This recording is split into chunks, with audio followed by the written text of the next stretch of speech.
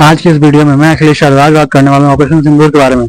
कब हुआ, कैसे हुआ, क्यों हुआ और क्या क्या हुआ। दरअसल ऑपरेशन सिंदूर की तैयारी 22 अप्रैल 2025 के पहलगाम हमले के बाद शुरू कर दी गई थी। 22 अप्रैल 2025 के हमले में 26 मासूम लोगों को पाकिस्तान से आए आतंकवादियों ने बेवजह मार डाला और महिलाओं के सिंदूर को उजाड़ दिया।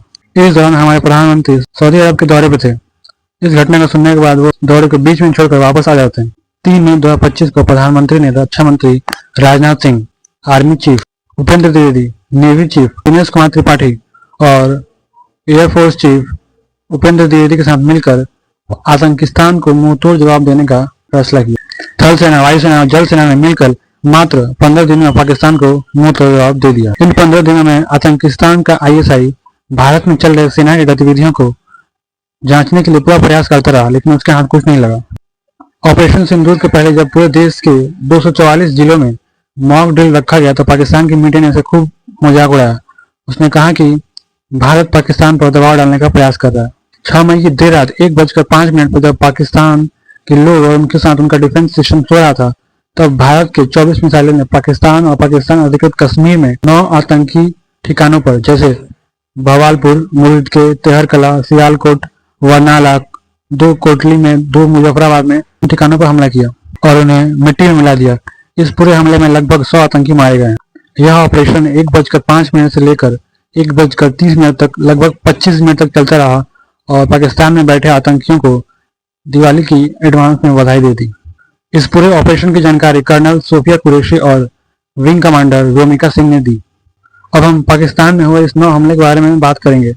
इस हमले में किसी भी आर्मी के ठिकानों पर हमला नहीं किया, केवल आतंकी ठिकानों पर ही हमला किया गया था। पहला आतंकी ठिकाना था मरकज सुभान अल्लाह, जो कि बहावलपुर में था। इसका हेडक्वार्टर जैसे मोहम्मद एक आतंकी संगठन है, उसका यह हेडक्वार्टर था। इसका जो प्रमुख था उसका नाम था मसूद अजहर। इस पूरे हमले में मसूद अजहर के 10 परिवार के लोग मारे गए। इस घटना के बाद मसूद अजहर ने कहा कि अच्छा होता कि मैं भी मर जाता। अब हम थोड़ा मसूद अजहर के इतिहास के बारे में जानते हैं। 24 दिसंबर 1999 को एक प्लेन हाईजैक हुआ था, जिसका नंबर था, जो प्लेन था इंडियन एयरलाइंस ICA 814 को हाईजैक कर लिया गया था, जिसमें 191 पैसेंजर थे पायलट के साथ। इस प्लेन को हाईजैक करने के बाद आतंकियों ने 3 आतंकवादियों के साथ इस मसूद अजहर को भी छोड़ने के लिए भारत पर दबाव डाला था। अब तक भारत में हुए कौन कौन से हमले में मसूद अजहर का हाथ रहा है, उसके बारे में हम बात करते हैं। पहला है 2000 में जम्मू कश्मीर में विधानसभा में हमला, 2001 में संसद पर हमला, 2016 में पठानकोट पर हमला और 2019 में जो पुलवामा हमला हुआ था। ये 4 जो प्रमुख हमले हैं, इसमें जैसे मोहम्मद का जो प्रमुख है मसूद अजहर, इसका हाथ था। और दूसरा जहाँ हमला हुआ था वो है मरकज तैयबा मुरीद के। ये लश्कर तैयबा का हेडक्वार्टर था। यहाँ पे अजमल कसाब जैसे आतंकवादी और डेविड हेडी जैसे आतंकवादी को प्रशिक्षण दिया गया था। अजमल कसाब की बात करें तो ये 26 नवंबर 2008 को इस्माइल, नजीर और शोएब के साथ लगभग 10 पाकिस्तानी टेररिस्ट के साथ मुंबई में आते हैं और CST पर ताज होटल में, लियोपोल्ड कैफे, यहूदी केंद्र और नरीमन हाउस, ओबराय होटल और कामा हॉस्पिटल पर लगभग 4 दिन तक हमला करते रहते हैं। और इस पूरे हमले में 161 लोग मारे गए थे। इसमें से कुछ इंडियन आर्मी के जवान भी थे।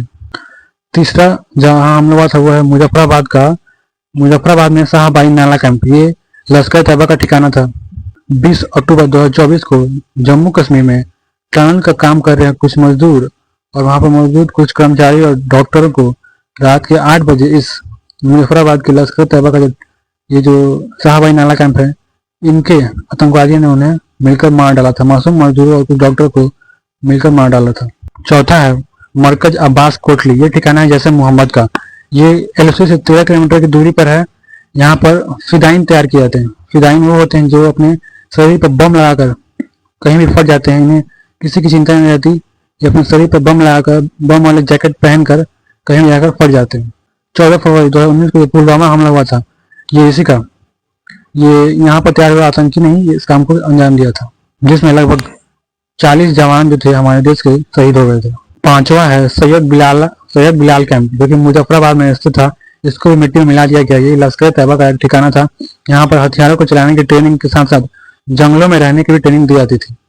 छठा था अमुना जोया सियालकोट, जो कि हिजबुल मुजाहिदीन का सेंटर था। जो भारत के पठानकोट में हमला करने के लिए आतंकवादी आए थे, वो आतंकवादी यहीं से आए थे। और साथ ही साथ 28 मार्च 2025 को कश्मीर के एसओजी टीम पर जो आतंकवादियों ने हमला किया था, जिसमें 4 हमारे जवान शहीद हो गए थे, वो यहीं मोहम्मदा जो है सियालकोट का आतंकवादी ही थे, जिसको हिजबुल मुजाहिदीन ने तैयार किया था। इसको भी उड़ा दिया गया। 7वां है सर्जल तेहरा कला आतंकी संगठन, इसको भी उड़ा दिया गया। 8वां है मरकज राहिल शाहिद कोटली, ये भी हिजबुल मुजाहिदीन का ही सेंटर था।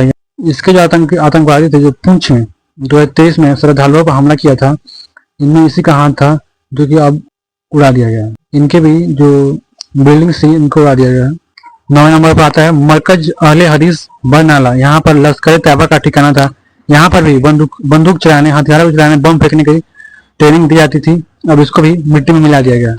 इस पूरे हमले के बाद पाकिस्तान के जो रक्षा मंत्री है, उन्होंने कहा कि भारत ने मिसाइल मारकर हमारे आम नागरिकों को मार दिया है। ऐसा उन्होंने इसलिए कहा क्योंकि वो विदेश के जो देश है उनसे सिंपत्ति चाहते थे, क्योंकि जो विदेश के देश है उनसे सिंपत्ति लेने का प्रयास कर रहे थे, लेकिन वो अपने कार्य में असफल हो चुके हैं।